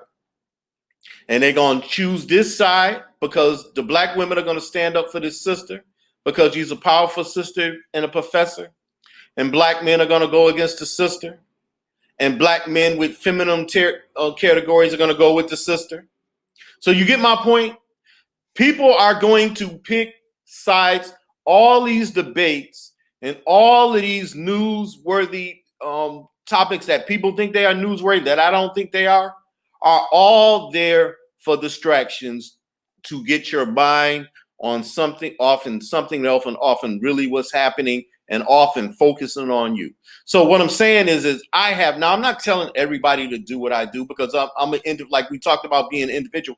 I'm an individual person, but I have unsubscribed to the media outlet. Let's take a point, Mass Live. I do not subscribe to anything that Mass Live prints anymore, because I am not going to let them control the narrative and let them affect me emotionally to rouse up an emotion that has nothing to do with anything. You know what I'm saying? So I am not, when we always say, let's control the narrative, but then we also in the back minds have their narrative we're focused on. I am not focused on. So Brother Stokes has Black Man Thoughts and Talks with Black. I'm focused on that. So we have the Truth in Ville. I'm focused on that. Daryl has created a platform with 5 shows, now 6, that all during the week you can get, right, 6, 7, all during the week you can get your news, not only your news, your information. And if we keep choosing to, like, I know people that all day long watching CNN and Fox, and then they calling up, oh man, did you see what he did? What does that have to do with us? Well, for me, the Honorable Minister Louis Farrakhan said that the Honorable Elijah Muhammad taught him to teach us to study our enemy, to know him tangibly and intangibly better than he knows ourselves. Yeah. Because the fight that we're having now is with the minds of our people. But I don't think but Stokes, I don't think the enemy of studying, and I could be wrong. You are the nation, you are the Black man, you are the king. But I think when they say studying, because I think it was more about study their moves. Well, since I'm a part of it, let me help you with what they mean by studying our enemy. You ever read The Iceman Inheritance? Yes, I have. I read The Iceman. I read a lot. So The Iceman Inheritance is a book describing the mentality of this enemy, right? So it gives us an end because I'm connected to Minister Farrakhan. I can go in here, get this stuff, this information that is controlling the minds of our people so that we can cut it off. I am a surgeon cutting off white supremacy. And so it's not like I'm talking about them in fear. I'm talking about them to eliminate that, to cut their heads off. And I'm assuming that we are aware of that. So I'm talking about those who are suffering, not just from COVID-19, but from white demonology, white supremacy. Yeah, so that's my whole point. No, but that's true, Stokes. That's right. But I'm just saying, personally, for me, I chose not to subscribe to any white outlet in medias. I barely watch certain TV shows. I mean, I did get into like Love Country, but my more focus is on the meditation piece and more of the reading piece. It's just like they always control. I hear brothers talk. Let me just bring a great point up to you. I hear brothers, I've been into conversations right here in the city of Springfield, and I hear brothers bring up, we had Black Wall Street, and Black Wall Street in Tulsa was burnt down. Well, what about in 1908 in the city of Springfield when you had a black massacre? Like there's been known to man, and I have it right. There's been almost 60 black massacres, and about 20 of them took place before Tulsa even happened. So what I'm saying to you is that that's all we hear. We have a history of our people that we not even dive into it. Now, what was that? What happened in Spring? There were black businesses all over this country. So it wasn't one isolated area where black people were striving. They were striving back before then. Goes to my point earlier that before 1965, we had black people represented as mayors. We had black communities thriving. So I'm not gonna be lulled back to sleep because somebody get on the news and they get on PBS and do a story on Tulsa and say, oh, well, it wasn't so bad. We only had one. The reason why Tulsa is so significant is because they called the National Guard in on Tulsa and started bombing over there. So that made it significant to certain people. But all the massacres, to me, are significant because my people suffered in these massacres. So I'm saying that to say this. That's why I describe from any of their outlets from now. I think Brother Stokes with this platform is now controlling the media. I'm not listening to no media. I'm coming to listen to Brother Stokes. Praise God. Praise be to black man and stuff that pertains to me. And people are probably listening to it saying, oh, he crying. You got to find out the news. What? No, the news has never given anything, any food, anything. When you turn, I remember when I was growing up, real quick, I'm going to make this point. I remember I was growing up, Stokes, they used to give you 10. When I was a little kid, about 5 or 6 years old, I'm 54 now. The news used to come on, used to give you 15 minutes of community news. Then they give you 10 minutes, 20 minutes of sports. Now they give you 2 minutes of sports. And the rest is how black people got arrested and how black people are causing chaos all over the country. And a few sprinkled in with a few white organizations doing good in the community. That's all you see in news. Well, I hear you, and it's cool.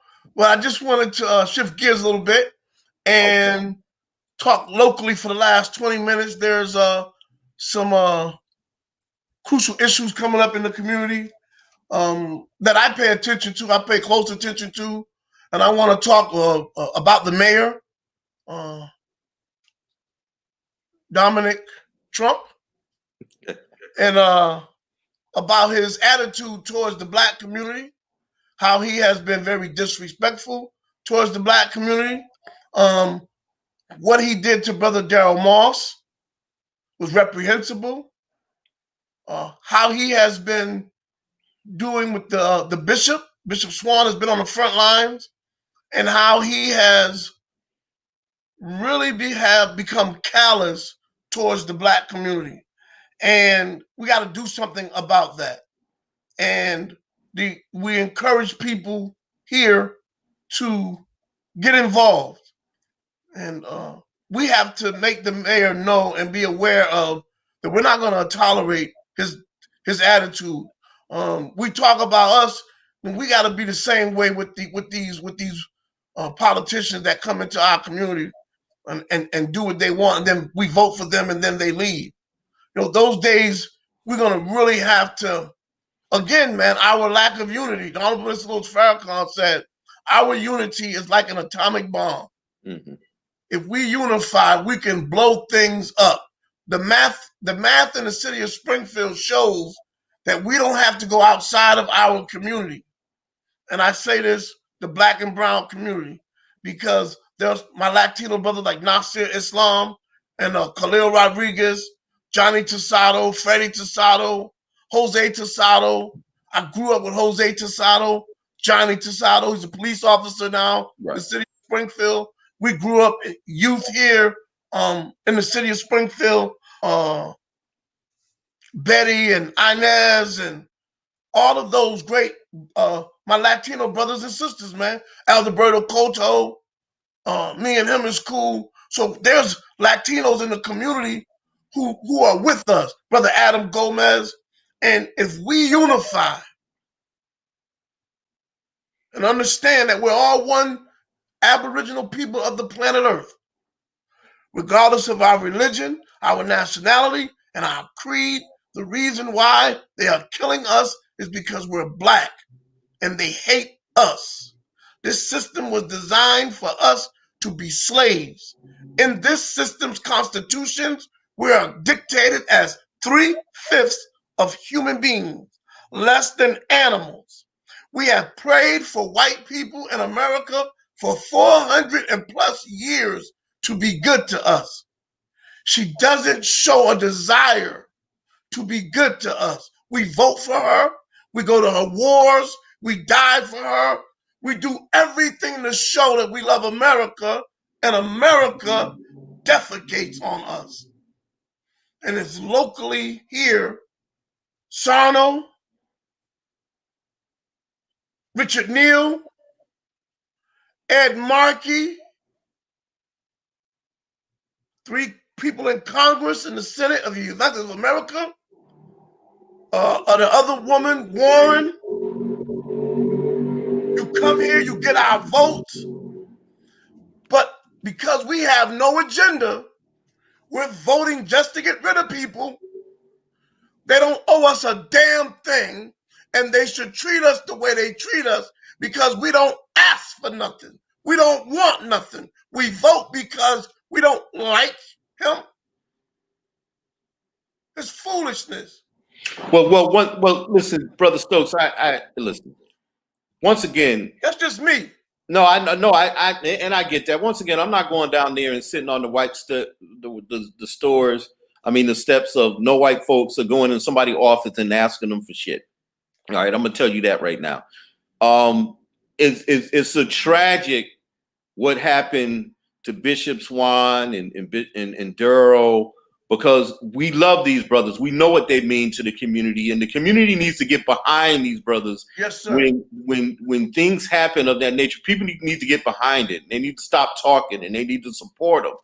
So we understand why that was done. Anytime you stand out for your people and you're a voice for your people, you are silenced by your oppressor, or trying to be silenced by your oppressor. But these are 2 brothers that you can't silence, so it didn't really work on your point anyway. So, you know, and all due respect to Bishop Swan, you know, the chaplain, and I know, you know, it's an important position, but you know what?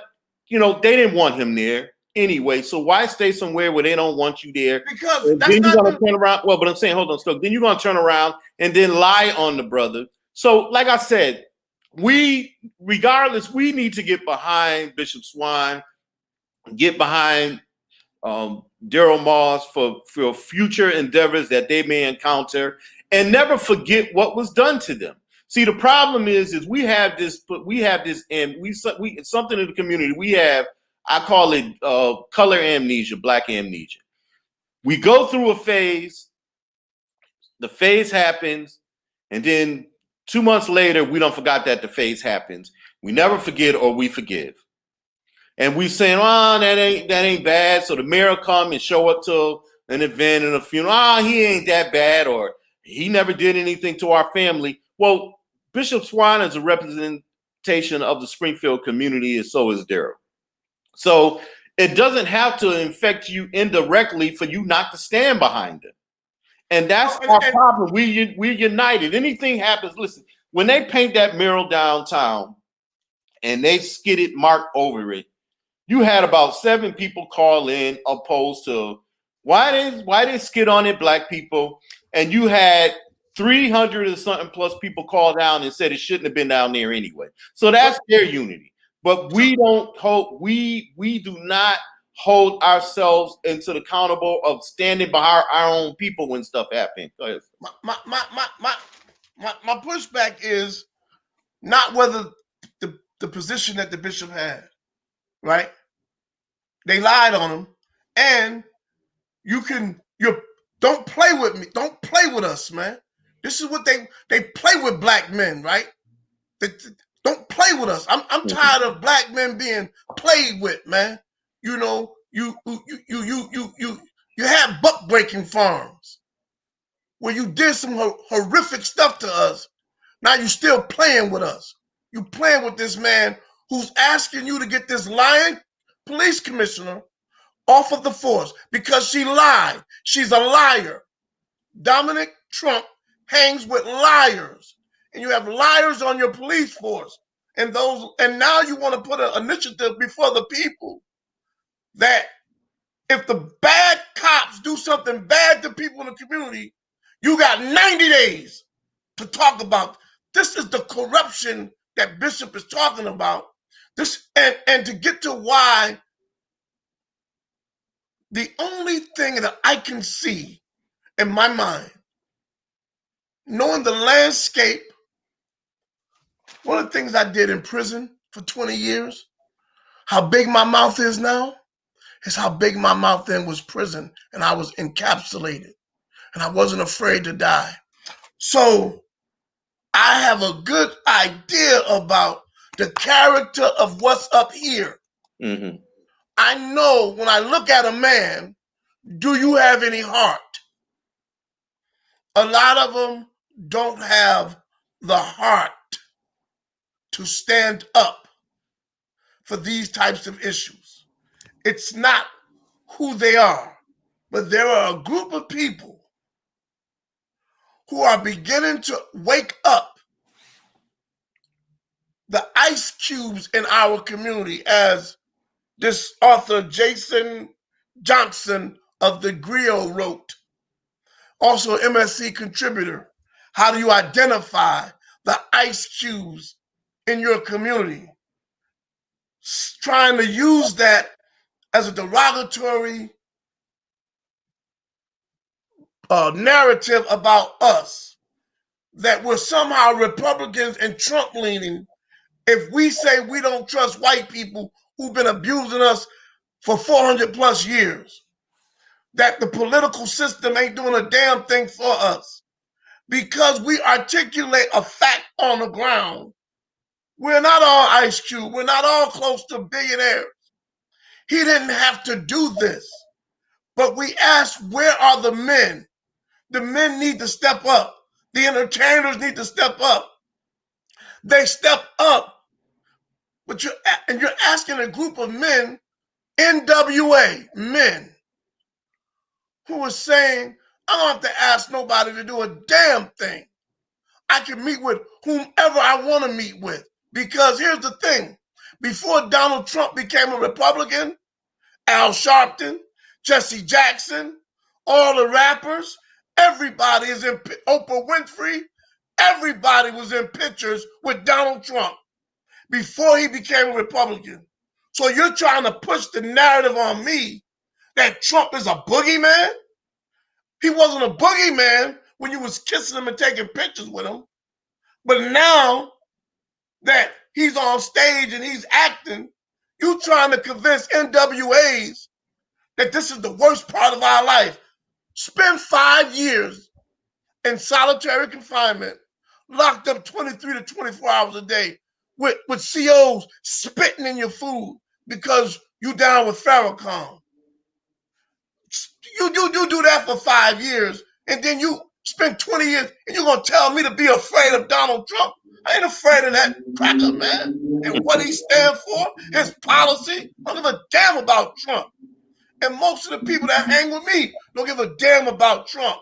But now, when you ask us to get involved, we say, okay, you sure you want this? All right, I'm involved.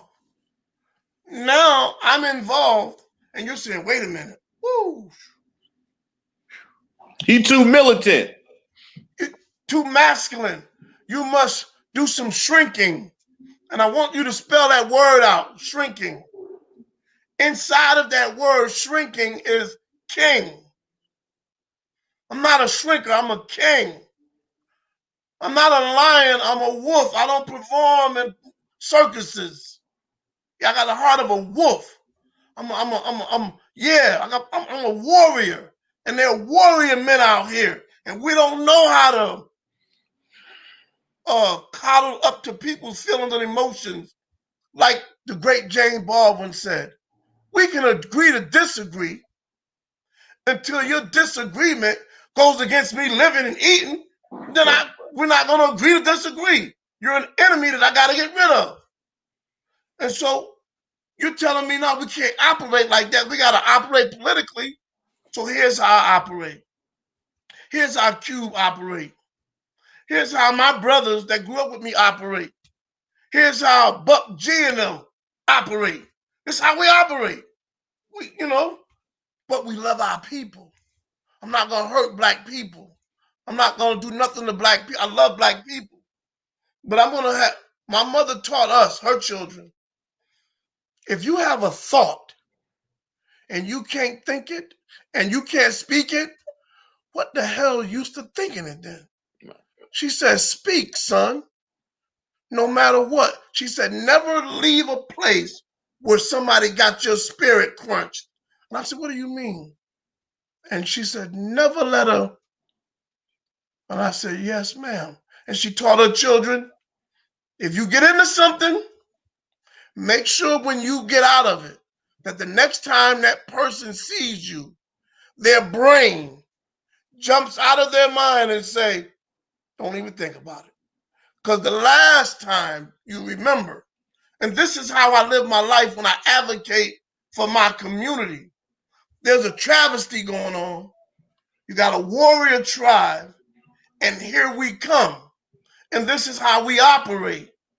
Now, you can deal with some of the warrior brothers who are mild-mannered and everything, but when they got to call me, you got to call me out to the big yard, then, this is how we as men who come from where we come from, who's been through what I've been through, we're losing black men daily.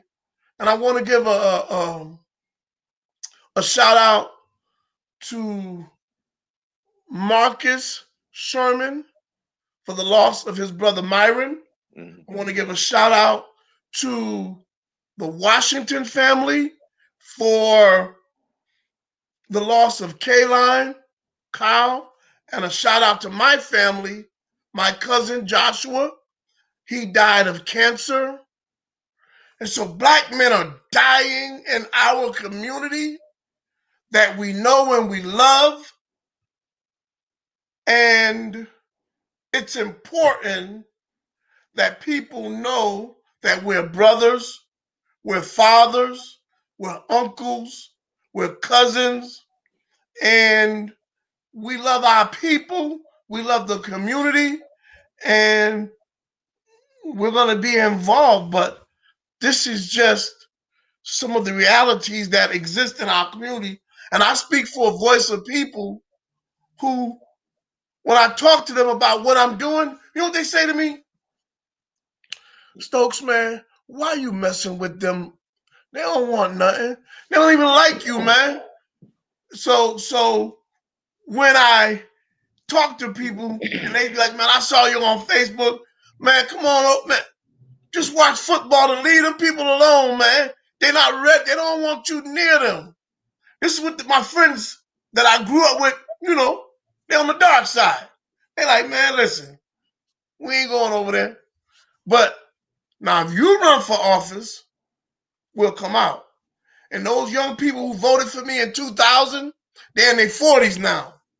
They're going to be coming on the show. You're going to meet some people coming on this show who's getting ready to get politically aware and in the community. So, we got a few minutes left. You got some words you want to say? I talked a little too much. No. I mean, one of the things that I always tell, and this is for Brother Stokes and the people listening to the audience, I always tell people, and if people call me up and say, hey, Stokes got to comment down, and Stokes can attest to this, and I've been saying this to Stokes for the last, I want to say 10 years or whatever, how many years, is that y'all need people like Brother Stokes. How many times do I say that to you? Man, every time. You'll call me sometimes. Well, because I mean, sometimes you might be, we say we're not unapologetic, but sometimes it could be a conversation. You can say, well, I don't know if I should listen. The first thing I always say is speak the truth, speak what your heart is saying, and speak in your mind. And then I always tell them, I said, you need people like Brother Stokes. We got too many other people that are calm and they handle things a different way. But you also need people with fire and brimstone as well. I mean, it even talks about that in the Bible. It tells you about that. You need people with fire. You need people on both sides of the gamut and both sides of the spectacle. But once again, I just like to say, man, that we at some point need to disassociate ourselves from them, from their policies, from their agendas, create our own way of life, and there are people that are doing that. Don't people think I'm crazy, because one of the things is, we have that your ice is colder, their ice is colder here. Yep. Your grass is greener. Well, it doesn't make a difference if their ice is cold and the grass is greener if you still catching hell on with the ice is colder. So we have to make serious decisions amongst ourselves. And a lot of people got a lot to give up. When you're talking about making decisions like that, you have things you have to give up. True. But one of the things you do not have to give up is peace of mind. True. And your sanity. And why not try peace of mind when you don't have it right now? So I just wanted to say that. So. Thank you, man. Well, we got like about 5 minutes left in the show. 9 minutes rather left in the show, and again, man, like I think I'm gonna give a shout out to the bishop and offer him some time and different brothers, man, to come on here and just begin to let the community know. Now, another thing too, and I must be honest. Although I speak the way I speak, I'm still begrudgingly, November 3rd, I'm going to the polls and I'm going to vote. And I'm going to I'll probably vote for Biden because my daughter does not like Donald, 7 minutes left, don't like Donald Trump. And she says that we're going together to vote. We always go vote. So that's love right there. Your daughter, that's what's love. Yeah, me and her, we vote. And I want to flip something that's interesting story, right? So we're watching Ice Cube on Don Lemon's show, and he's talking. So my daughter looks up and she looks at him, and she says, "Daddy, you kind of look like him when you had your beard." I was like, "Oh, okay." So Ice Cube was talking with Cuomo, and he thanks Cuomo for allowing him on the show. Mm-hmm. And then he said, "Unlike that punk ass Don Lemon." And so my daughter looked up and said, "Daddy, wow, they let somebody on TV like you. And man, I laughed, right? But then after I finished laughing, I thought about it, what she said. And my child saw, or heard rather, in Cube's voice and how he was talking, and she hears how I talk. Wow, he talks like you're talking like him, Dad. So I just said that to say that put me in a great space because it lets me know, man, that it's appreciated. Like we're fathers again, and Well, you got to understand when what you doing, and I know this, and I know you enough to say this is it's not just about you. It's nah, about your daughter. It's about her yes, friends. It's about the next generation. It's about her kids. It's about your your grandkids. It's about their grandkids. This is about the generations to come. We yes, are at war, and we are at a spiritual war, and we're at a physical war. We need to get away from the physical war right away and concentrate on the physical war because we can win that one. If you understand who you are and where we come from and the knowledge that we have and the energy that we can create, we can win that war. And that's the one that they don't want us to win, is the true. spiritual war. And when I say war, it don't always have to equivalent to going out and shooting and doing this. It's No, a spiritual war, and if we collectively come, our energy will overcome anything that they do.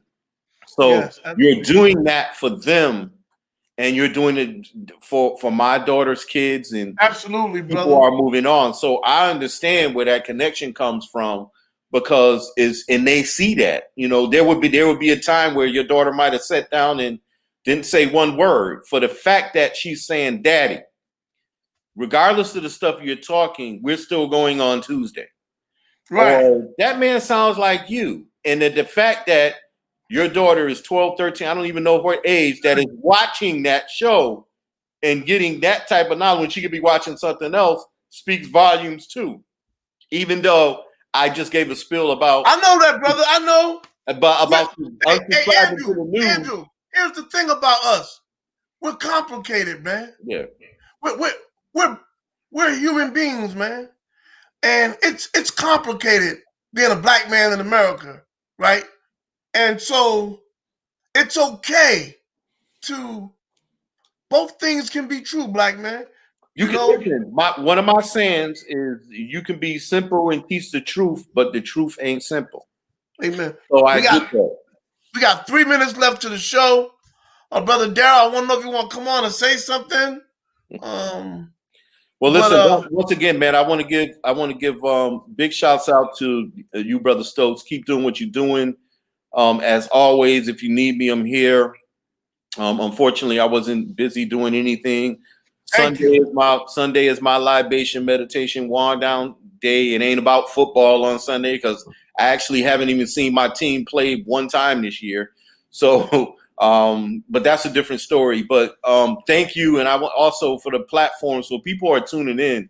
There's some great shows. Once again, to keep reiterating it, there's some great shows and great conversations that's taking place in the city of Springfield, and it's not just dealing with city of Springfield. If you've seen our show, we had national people on and talking to issues. So people should take an opportunity to get involved with these shows because I've been getting a lot of emails. These shows that D Moss are putting on and the other co-hosts around that he has involved, this is something that a lot of people are not seeing. And I know a lot of conversations are taking place across the country, but this is something unique. And this is something that people should take advantage of it. And like I said, I'm not subscribed to the narrative of a Mass Live or any other news outlet. I can get my information and my news from this platform right here on deck. That's a plug for you. Real. How much money I got? I'm just playing. No, but on a serious token, that's for real. That's serious. I mean, ever since the issue that happened with D Moss, I unsubscribed to Mass Live. I haven't opened that paper. I haven't even opened it up again. So, All right. All right, Yes, so sir. yo, I just want to say congratulations, brother. Your first Thank you, show sir. is knocked out, and yo, I hope you get comfortable. I'm digging the show. I'm sitting back watching it and everything, and loving the conversation. So I think for folks, if they don't know, they need to know. We need as many voices as possible out there in the airwaves. Let's shake this world up, man. Yo, keep getting your message out there. Keep bringing on the dope hosts. Dope guests. Drew Keaton was like an incredible first guest. So again, Yes. kudos to you, man. I'm happy for you, brother. And yeah, let's make this noise. That No doubt, man. congratulations. Thank you again, man, and to all the people who listen in, man. I have a saying, man, that anything I said to it that may have offended you, you'll get over it soon. And if I said anything that has been offensive, I really apologize. I don't want to hurt anybody's feelings, but after a day or two and you relax on it, you'll get over it. I don't hate you, and if you hate me, you're in such a long list. To tell me you hate me, you got to make a long distance phone call. But no. Hey, But I love you all. look, Thank you, D, man. You the best, man. And we'll chop it up. I want to say this. Next time I come on the show, right? See, I'm in the screen, and Charles Stokes is standing right here. When you were talking, I put my head up, and you scared the shit out of me because I thought you were standing in the back of me, and I was like, oh, and I was like, oh, it's Stokes right here. So, yo, I swear, I jumped. I was like, oh, shit. That's like, But I came through there. I thought it was my ancestors really acting the foreground. I was like, oh, okay. I'm not That'd with be y'all right dope. now. Now that would be dope if you could teleport me through here. Yeah. We'll never have to be ask nobody for money. I thought you was. I swear, I was like, oh, that, let me stop. So, okay. But no, I just wanted to share that because I thought it was hilarious. If you almost moved out, I almost walked out of the camera just a few minutes ago. So, but anyway, thank you guys, man. I appreciate you. Yes, sir, man. All right. Whew. Peace.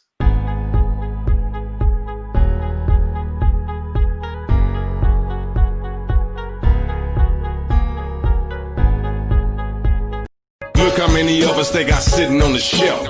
All cause we ain't got the knowledge of ourselves. Reaping the anguish from bringing the pain while we speaking the language of England and Spain. Still wearing their names and they ain't never came in peace before. The real war is with this beast conquistador who conquered us both with their fake gods and images and honor they owe to rape, rob, and pillage us. The old